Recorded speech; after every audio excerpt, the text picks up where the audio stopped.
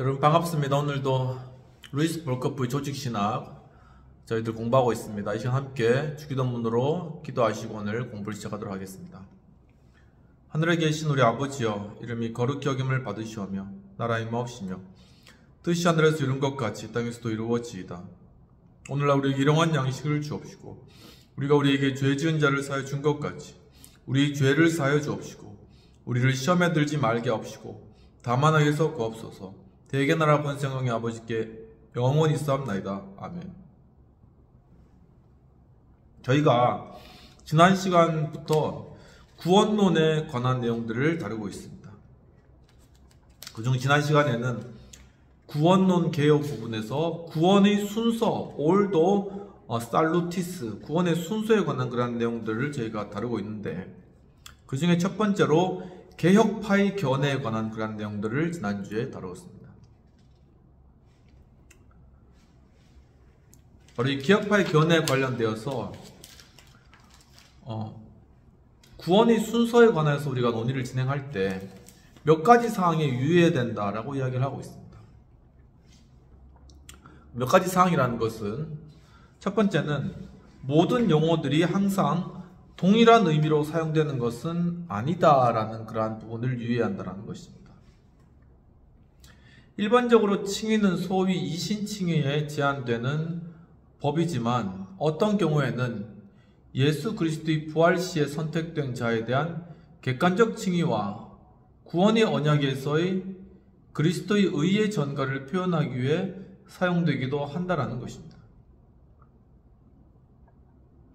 또 중생이라는 단어는 일반적으로 새로운 생명의 원리를 인간에게 부여하는 하나님의 행위를 나타내고 있지만, 경우에 따라서는 신생, 즉 새 생명의 현현을 나타내기 위해서도 사용되기도 하며, 17세기 신학에서는 회심 혹은 심지어 성화와 동의어로 사용되기도 했다라는 것이죠. 개중에는 중생을 온전한 회심, conversion proper, 즉 능동적 회심과 구분하여 수동적 회심이다 라고 정의하는 자들도 있다라고 이야기하고 있습니다. 여타의 구분들에도 주목해야 할 것이 있는데, 우리는 하나님의 법적인 행동과 재창조적인 행동, 이제 전자는 칭의로서 신분을 변화시키는 것, 후자는 중생 및 회심으로서 죄인의 상황을 변화시키는 것인데, 이 재창조적인 행동 그리고 잠재의식에서의 성령의 사역과 의식 영역에서의 성령의 사역, 잠재의식에서의 성령의 사역은 중생이고 의식 영역에서의 성령의 사역은 회심이라는 것입니다. 옛사람을 벗어버리는 데 관련된 것들, 즉 회개, 옛사람을 십자가에 못 박는 것과 같은 그러한 것들과 새사람을 입는 데 관련되는 것들, 중생과 부분적으로는 성화가 이에 해당한다라는 것인데, 마지막으로는 구속사역의 시작, 중생과 온전한 회심에서의 그 시작과 구속사역의 연장, 매일매일의 회심과 성화를 구분해야 된다라고 이야기를 하고 있는 것입니다.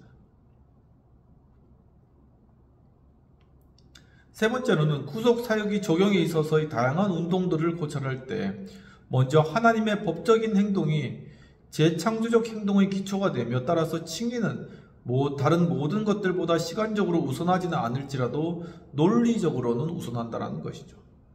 잠재의식에 있어서 하나님의 은혜의 사역이 의식의 영역에서의 은혜의 사역보다 선행한다는 것, 즉 중생의 회심보다 선행한다는 것, 하나님의 법적인 행동, 죄사함과 양자됨을 포함하는 칭의는 항상 의식에 전달되며, 하나님의 재창조적인 행동 중에 중생은 잠재의식 가운데 일어난다는 것을 기억해야 된다라고 이야기를 하고 있는 것입니다. 두 번째로는 이제 루터파의 이 구원의 순서에 관한 견해가 되겠습니다. 루터파는 선택, 신비적 연합, 그리스도의 의의 전가의 교리들을 부정하진 않지만 이 세 가지 항목 중 어느 것으로부터도 논의를 시작하지 않는다라는 것입니다. 그들은 죄인의 심령과 삶에서의 구속사역의 주관적인 실현이 하나님의 은혜의 작용이라는 사실을 충분히 인식하고 있다는 것이죠.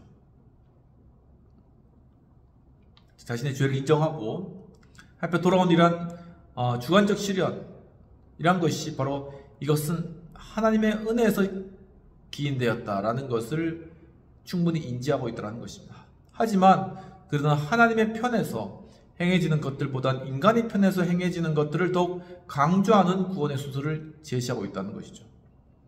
그러니까 인간의 편에서 어떠한 것들을 변화가 일어나면서 구원이 이루어지는가, 이러한 관점으로 접근한다는 것입니다.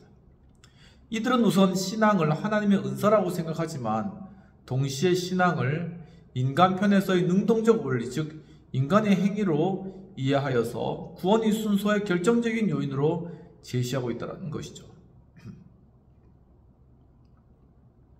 인간이 신앙을 갖는 것이고 인간이 신앙을 유지하는 것이고 이렇게 생각하는 그러한 방향이 되겠습니다.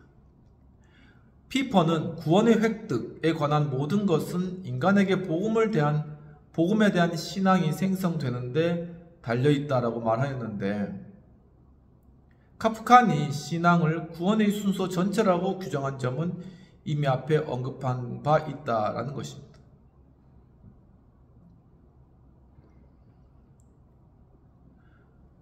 루터파가 이렇게 신앙을 능동적 원리로 강조하는 것은 루터의 종교개혁이 이신칭의 교리, 이는 종종 종교개혁의 결정적 원리라고 불리기도 하는데 그것을 전면에 부각시켰다는 그러한 사실에 기인하는 것이죠. 그리스도를 믿으면 천국 간다. 믿으면 의롭다 여겨진다. 그러니까 인간의 행위가 중요한 요인으로 작용한다는 것입니다. 피퍼에 의하면 루터파는 하나님께서 그리스도 안에서 세상과 화목하게 되었다는 사실을 모든 논의의 출발점으로 삼는다는 것이죠. 하나님은 인간에게 이 사실을 복음 안에서 선포하시며 인간이 죄의 용서, 즉 그리스도 안에서 객관적으로 이루어지는 칭의를 주관적으로 획득하도록 요청하신다는 것이죠. 그리스도께서 십자가에 돌아가신 것이 하나의 사건이고 보편적으로 인간을 구원하기 위한 하나의 사건이었다면 그것을 내 개인의 사건으로 받아들이는 그런 행동이 필요하다라는 것이죠.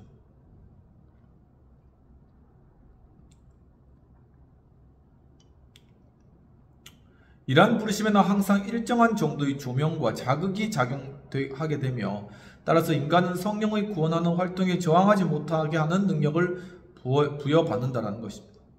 이러한 과정에서 회개가 일어날 수도 있고 회개는 성령이 죄인에게 구원의 은혜를 시여하는 중생을 야기시킬 수도 있다라는 것이죠.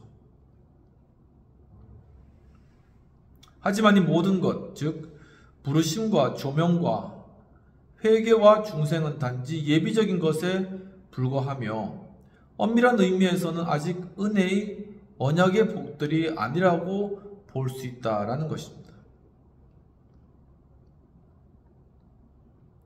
즉 은혜의 언약의 복은 이 단계를 지나고 이렇게 우리에게 주어지는 것이다라는 것이죠. 이것들은 그리스도와의 생동적 관계 없이도 체험될 수 있으며 단지 예비적인 것에 불과하며 엄밀한 의미에서는 아직 은혜의 언약의 복들이 아니라고 볼 수 있다라는 것입니다.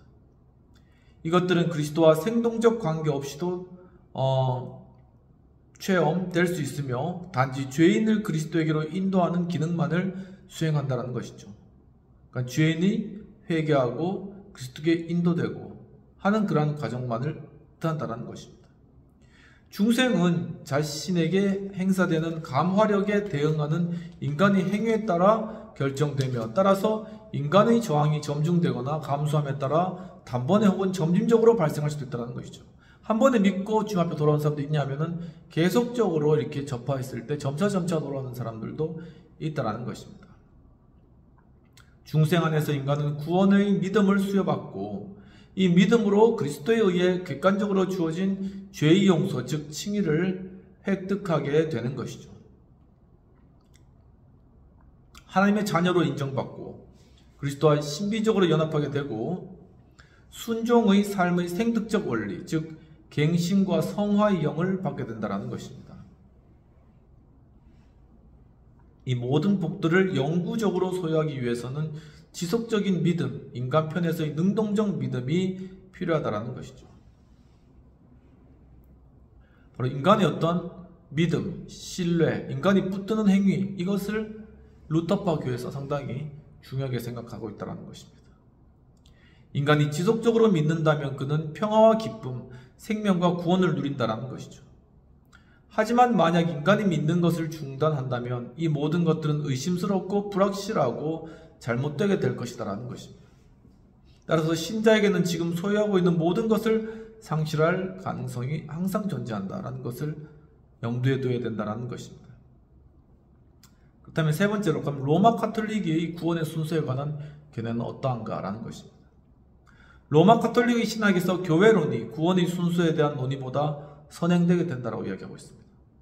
어린아이들은 영세에 의해 중생되지만 성년이 되어서 비로소 복음에 접한 사람들은 마음을 조명하고 의지를 강화시키는 충족 은혜를 받게 된다는 것이죠.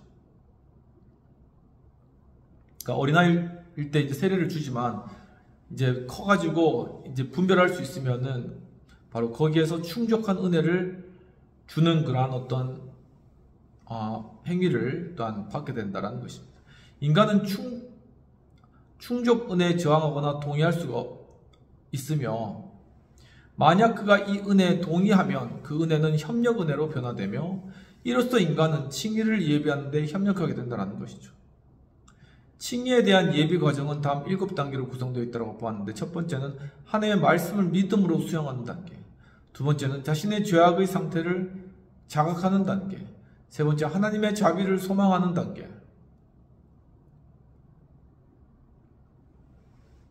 네 번째는 하나님을 사랑하기 시작하는 단계, 다섯 번째는 죄를 혐오하는 단계, 여섯 번째 하나님의 계명을 순종하겠다고 결단하는 단계, 일곱 번째는 영세를 희망하는 단계가 되겠습니다. 여기에서 믿음은 중심을 차지하지 않고 단지 여타의 예비 과정들 중 일부에 불과하다는 것이죠. 신앙이란 단지 교회의 교리들에 대한 지적인 동의만을 의미하며 주입된 은혜에 의해 부여된 사랑을 통해서만 칭의의 능력을 획득하게 된다는 것입니다. 따라서 신앙은 단지 위에 열거한 예비 과정 중 첫 번째 과정으로 모든 칭의의 기초가 이자 근거가 된다는 점에서만 칭의적 신앙으로 명명할 수 있다는 것이죠.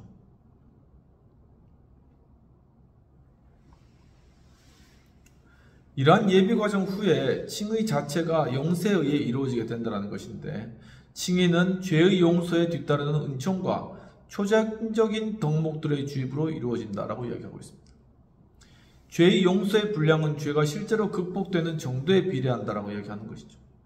여기서 우리는 칭의가 값없이 주어지며 선행된 예비 과정에 의해 획득되지 않는다는 것을 주목해야 된다고 이야기하고 있습니다.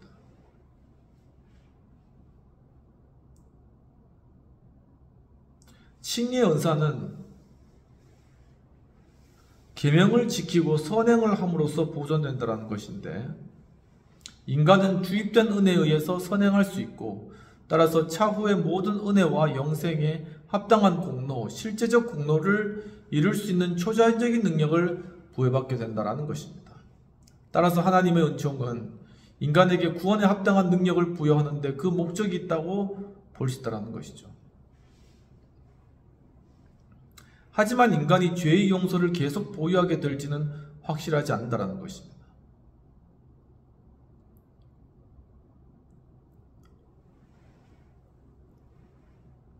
칭의의 은사는 불신앙뿐만 아니라 중죄로 인하여서도 상실될 수 있다라고 이야기하고 있습니다. 이 로마 카톨릭의 견해라는 것입니다.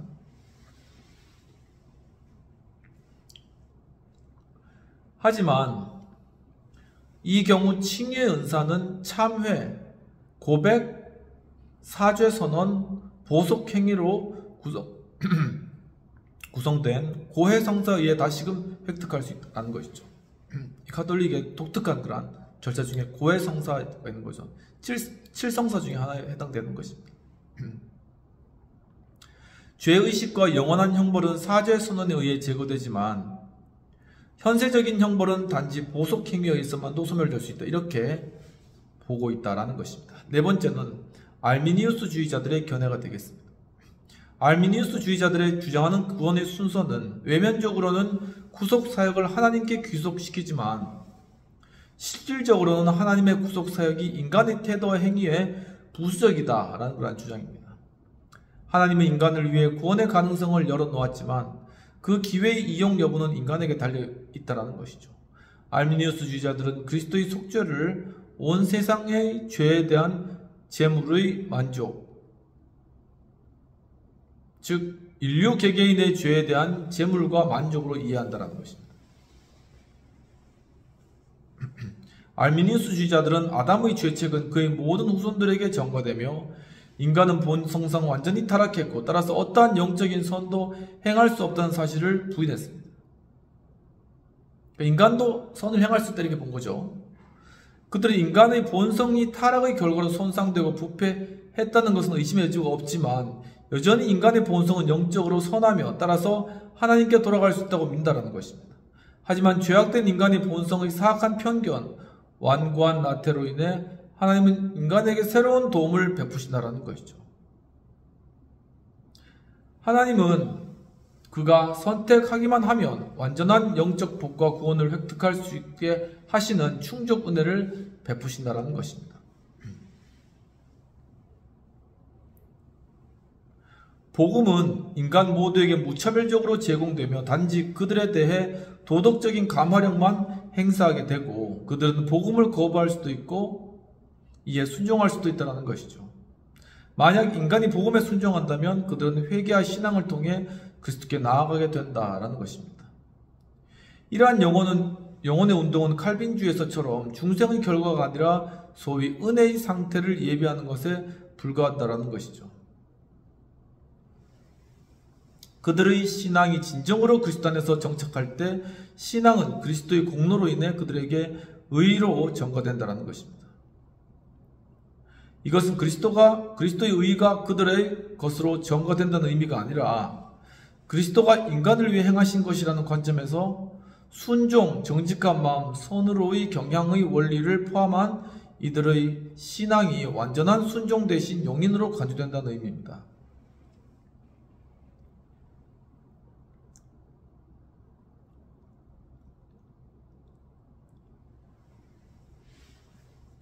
즉 바로 그리스도의 의의 전가가 아니라 그러니까 그리스도와 같이 이렇게 정직한 마음을 가지고 순종하고 이러한 것들을 완벽하게 잘 수행함으로 말미암아 완전한 순종을 통하여서 이것이 의가 된다고 이렇게 본 것이죠.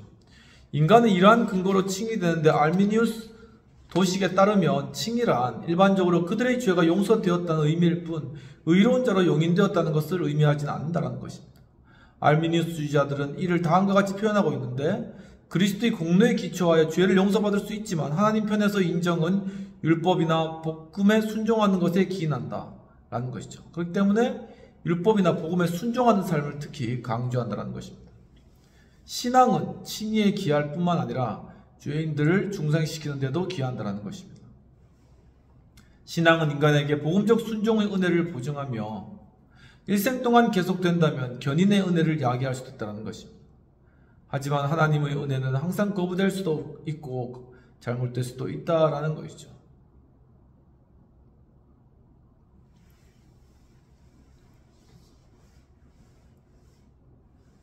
웨슬리적 혹은 알미니우스주의자들은 17세기 알미니우스주의에 전적으로 동의하지 않는다는 것입니다. 그들의 입장은 기존의 알미니우스주의보다는 칼빈주의에 유사하지만 알미니우스주의보다는 더 비논리적이라는 것입니다. 그들은 아담의 죄책이 아담의 모든 후손들에게 전가되었다는 것을 인정하는 동시에 모든 인간이 그리스도 안에서 칭의되었고 이러한 죄책이 출생시 단번에 제거되었다고 주장하는 것입니다. 또 그들은 자연 상태에서 인간이 도덕적으로 완전히 타락했음을 인정하면서도 현재는 성령을 통해 그리스도의 사역이 보편적으로 적용되고 있으므로 인간은 자연 상태에 실존하지 않고 죄인은 하나님의 은혜에 협력할 수 있다는 것을 강조한다는 것이죠. 그들은 죄인의 갱신과 성화를 야기시키는 초자연적인 은혜의 사역의 필요성을 강조하며 더 나아가 그들은 그리스도의 완성 또는 완전한 성화가 이루어져야 한다는 것이죠.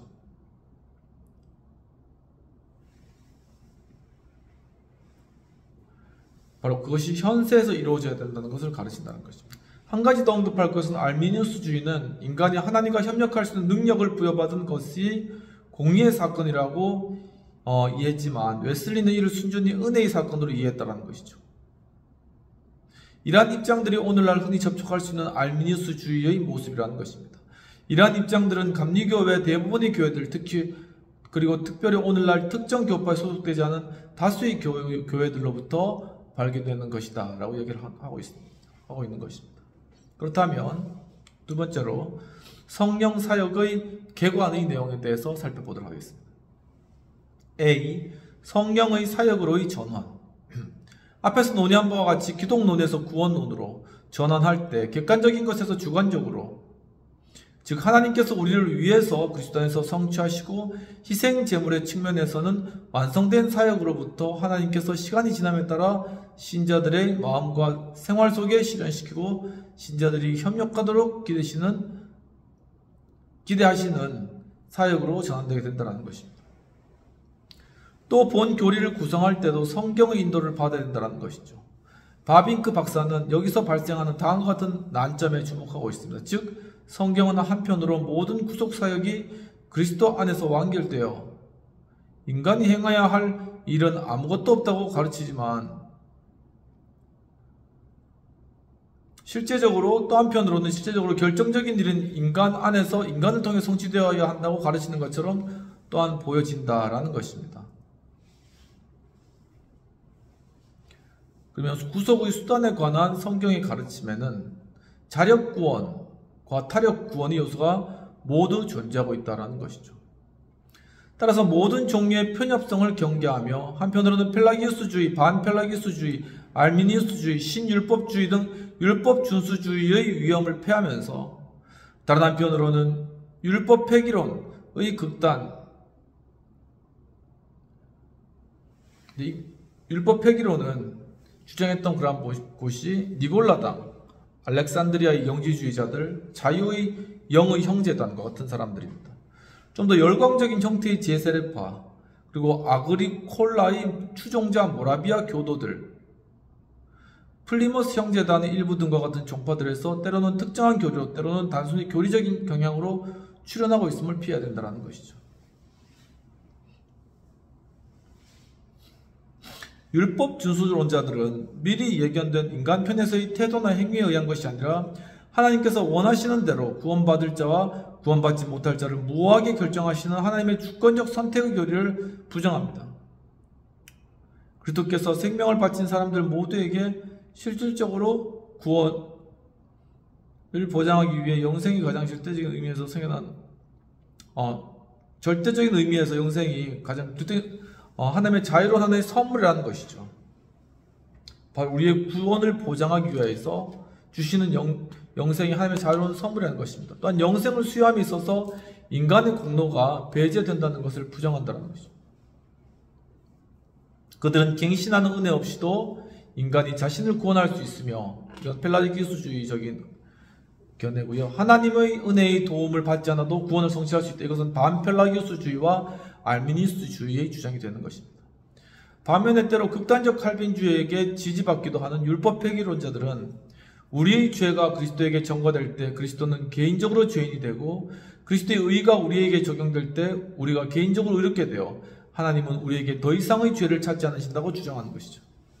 그들은 신자들과 그리스도의 연합은 동일화의 결합, 유니언 오브 아이덴티티, 동일화의 결합으로서 신자들은 모든 면에서 그리스도와 합일된다는 것, 또한 죄인의 구속이 이미 십자가상에서 완성되었기 때문에 성령의 사역이라는 매우 피상적인 것이며 또 극단적인 입장에서는 이미 모든 것이 하나님의 영원한 결정에서 이루어진 것이기 때문에 그리스도의 사역 자체도 불필요하다는 것, 죄인은 그리스도의 부활 안에서 구속의 경륜 안에서 칭의되었고 따라서 신앙에 대한 칭의는 불필요하며 칭의에서는 다만 이미 성취된 칭의의 선언을 받기만 하면 된다는 것, 신자들은 행위 언약의 조건으로서 뿐만 아니라 생활 규범으로서 율법에서 해방된다는 것을 주장한다는 것입니다.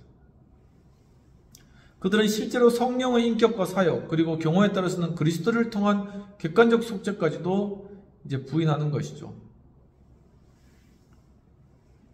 속죄와 칭의는 영원 전에 이루어진 것이라는 것입니다. 완고한 죄인은 하나님께서 자신에게 분노하고 있다는 그릇된 가정에 의해 잘못 행동하고 있다는 것이죠. 따라서 그에게는 단지 이러한 사실을 알려주기만 하면 된다는 것입니다. 게다가 그는 어떠한 죄를 범하든지 그와 하나님의 일치는 절대 불변한다는 사실을 절실히 깨달아야 한다는 것입니다. 성경은 창조와 구속의 사역에는 일정한 경륜이 있음을 가르치고 있는데, 성경은 창조에는 성부를, 구속에는 성자를, 성화에는 성령을 언급하는 것을 정당화해 준다는 것입니다. 성령은 자신의 고유한 인격을 가지고 있을 뿐만 아니라 고유한 사역 방식을 갖고 있습니다. 따라서 우리는 구원에 합당한 공로를 세우신 그리스도의 사역과 이를 적용하는 성령의 사역으로 또한 구별을 해야 된다는 것입니다.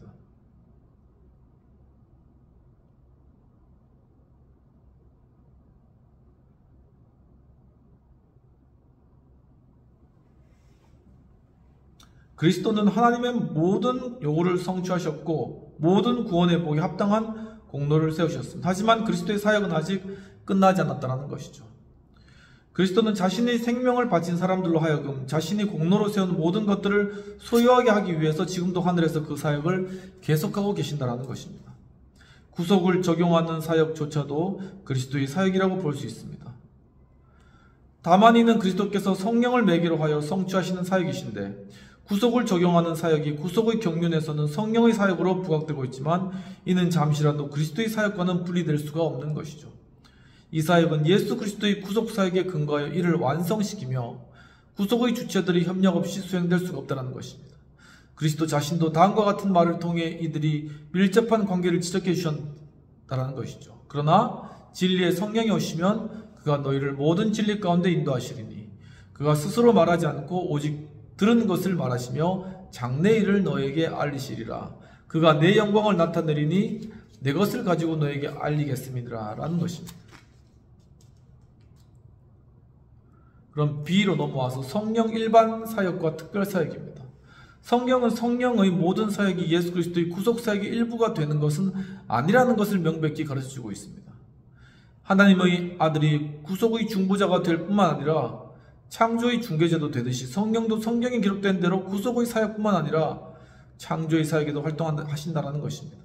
물론 구원론에서의 성령의 구속 사역에만 관심을 두지만 구원론에서는 성령의 좀 더 적절한 이해를 위해서는 성령의 좀 더 일반적인 활동들에 대해 고찰하는 것이 바람직하게 여겨진다는 것이죠. 그러면 오늘은 여기까지 하고 다음 시간부터 성령의 일반 사역과 또한 성령의 특별 사역 간의 관계, 그리고 하나님 은혜의 시여자로서의 성령, 그리고 구속사역에서의 하나님의 은혜, 교회에서의 은혜론과 같은 그러한 내용들을 함께 살펴보도록 하겠습니다. 함께 기도하시겠습니다. 하나님 아버지, 오늘 또한 성령의 사역에 관한 그러한 성령의 하시는 그러한 일과 또한 구속과의 관계들, 이러한 것들을 우리가 깨닫게 하신 은혜를 감사합니다. 주여, 정말 성령께서 우리를 위해서 일하시고 중보하시며 지금도 우리를 또한 그리스도의 형상을 닮아가도록 이끄시는 하며 놀라우신 그러한 사역을 저희가 바라보며 경험하며 주께 감사와 영광을 올려드리옵나이다. 주여, 참으로 이제는 우리가 성령 충만을 받아서 맡겨주신 모든 사역 능력 있게 감당하며 정말 그 가운데 주님을 드러내며 나타내며 주 앞에 영광을 올려드리는 그러한 삶 살아가게 하시고, 이 공부를 계속해 나가는 가운데 성령님의 어떠하신과 성령님의 살아 역사하시는 그러한 모든 성질과 은혜를 깊이 있게 깨닫고 더욱더 성령을 인도하심을 의뢰하며 주 앞에 나아가는 그러한 삶 살아갈 수 있도록 인도하옵소서. 감사하고 모든 말씀 우리 주 예수님 이름으로 기도합나이다. 아멘. 네, 이제 기온이 갑자기 많이 떨어져서 다들 이제 옷을 이제 바꿔 입고 이제 겨울 옷을 입는 분들도 있는데, 특히 환절기에 건강 많이 주의하시고 잘 유지하시고 한 주간 생활 나갈 때 정말 오늘 공부한 성령님 그분을 의뢰하고 성령님께서 주신 그런 어떤 통찰이나 깨달음들을 통하여서 우리 앞에 있는 그런 문제들도 잘 해결해 나가고, 또한 주님의 음성에 또한 귀 기울이고 말씀 가운데 은혜를 누리며 주님께서 우리에게 주신 그런 선물을 우리가 잘 성령과 동행해 나가면서 그런 은사와 또한 여러 우리 가진 소질들을 또한 우리 삶 가운데 발현해 나가는 정말 그러한 일들이 우리 한 주간의 삶 가운데 가득하시기를 축원합니다. 감사합니다.